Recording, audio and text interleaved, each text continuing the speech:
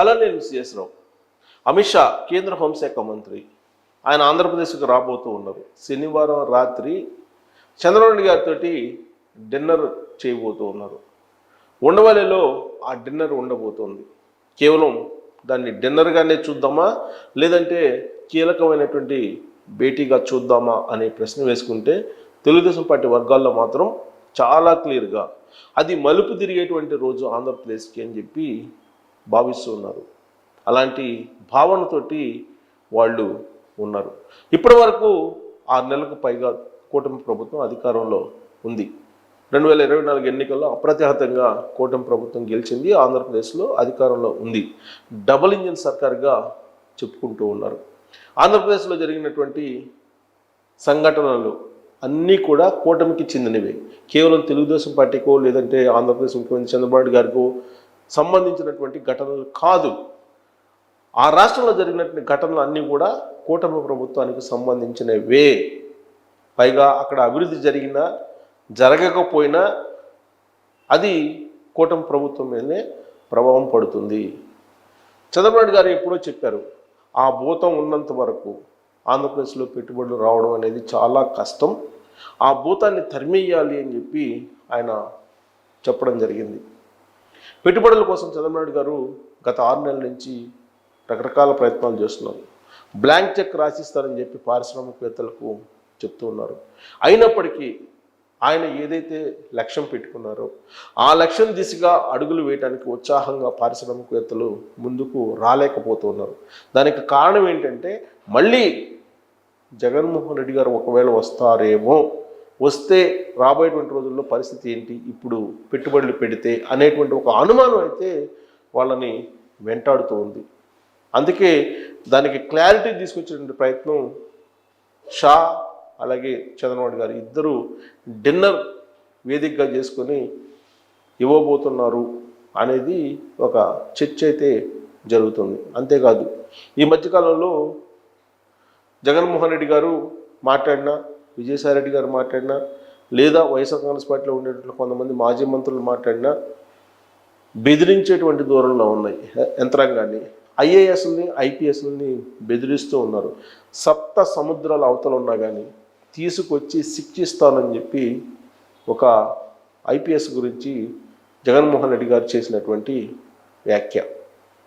తిరుపతిలో ఇటీవల బదిలైనటువంటి సుబ్బారాయుడు గురించి ప్రత్యేకించి ఆయన పేరు కూడా పెట్టి జగన్మోహన్ రెడ్డి గారు ఇచ్చినటువంటి వార్నింగ్, సప్త సముద్రాల అవతలున్నా తీసుకొస్తాను, తెలంగాణ క్యాడర్ కదా కాబట్టి తెలంగాణకి వెళ్ళిపోదామని చెప్పి అనుకుంటున్నామేమో, కానీ మళ్ళీ మేము అధికారంలోకి వస్తాం, మేము మళ్ళీ తీసుకొచ్చి శిక్షిస్తామని చెప్పి ఆయన చెప్తున్నారు.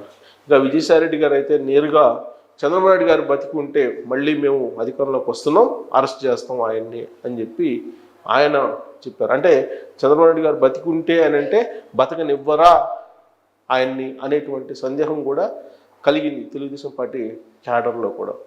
ఇక మాజీ మంత్రి కాకాని గోవర్ధన్ రెడ్డి ఆయనైతే ఏకంగా సిఐల్ని ఎస్ఐల్ని బట్టలు ఊడదీసి నిలబెడతానని చెప్పి ఆయన వార్నింగ్ ఇచ్చినటువంటి పరిస్థితిని మనం చూసాం.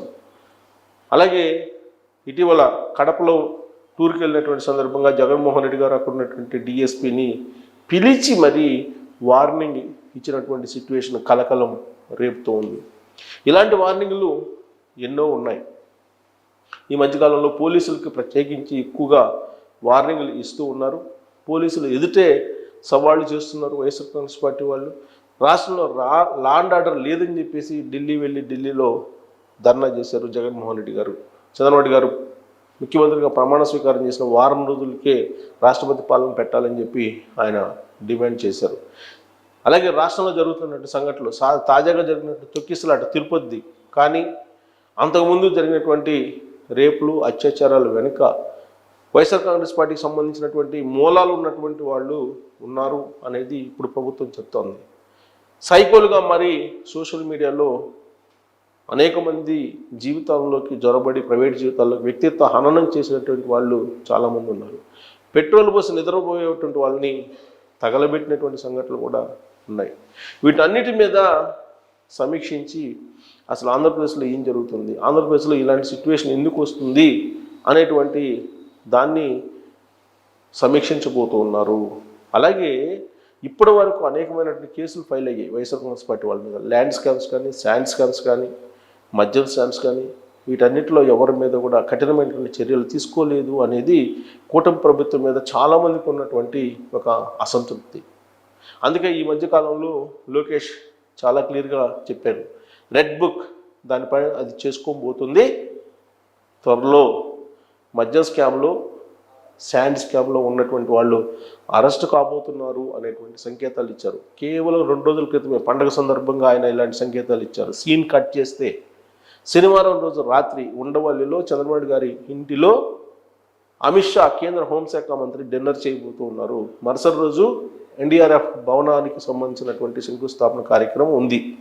అఫీషియల్గా ఆ కార్యక్రమం కనిపిస్తున్నప్పటికీ కూడా ఆ రోజు రాత్రి జరిగేటువంటి డిన్నర్లో ఏం జరగబోతుంది అనేదే చాలా కీలకం.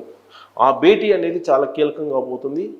ఆ భేటీలో అమిత్ షాకి అన్ని ఆధారాలు మద్యానికి సంబంధించి కానీ లేదా శాండ్కి సంబంధించినటువంటి ఆధారాలు ఇవ్వబోతున్నారు. వీటితో పాటు జగన్మోహన్ రెడ్డి గారు 2019 నుంచి 2014 వరకు 2024 వరకు ఏం చేశారు రాష్ట్రాన్ని అనేది ఒక క్లియర్ కట్ ఇండికేషన్ ఆధారాలతో సహా ఇవ్వబోతూ ఉన్నారు.